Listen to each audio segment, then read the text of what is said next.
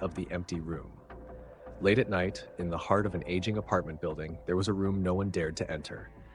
Room 404 stood perpetually locked, its faded door number hanging by a single nail. New tenants were always warned, never go into that room. It's not empty, it's waiting.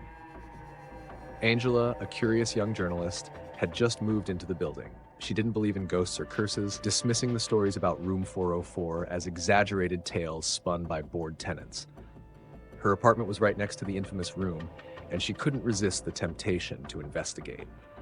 The neighbors whispered about a woman who had lived there years ago, a recluse who had vanished without a trace. Some said they could still hear her crying late at night. Others claimed to have seen a shadowy figure pacing near the window. Angela decided to uncover the truth.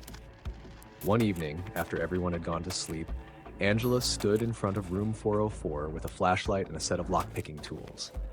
The air around the door felt unnaturally cold, and a faint, sickly sweet scent wafted through the crack in the doorframe.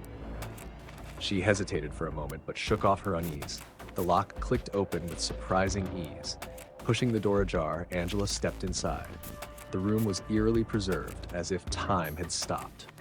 A dusty bed with rumpled sheets stood in the center, and a broken mirror hung on the wall, its jagged surface reflecting the faint light. Faded photographs were scattered across the floor, their subjects blurred and unrecognizable. Angela's flashlight flickered, plunging the room into momentary darkness. When the light returned, she saw it, a figure in the corner. A woman in a tattered white dress, her face obscured by long, matted hair, stood motionless. "Who are you?" Angela whispered, her voice trembling. The woman didn't answer.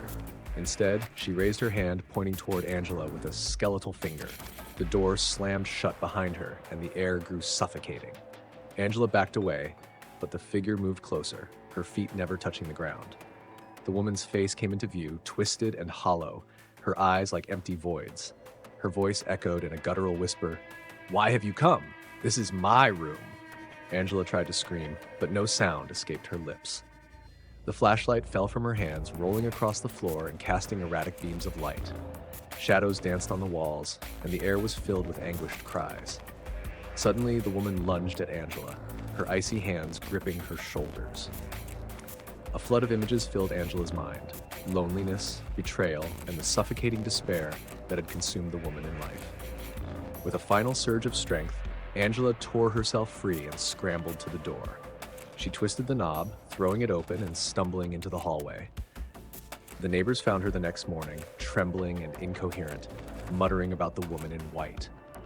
The landlord sealed room 404 that day, bolting it shut with iron chains. But late at night, tenants still hear the faint sound of weeping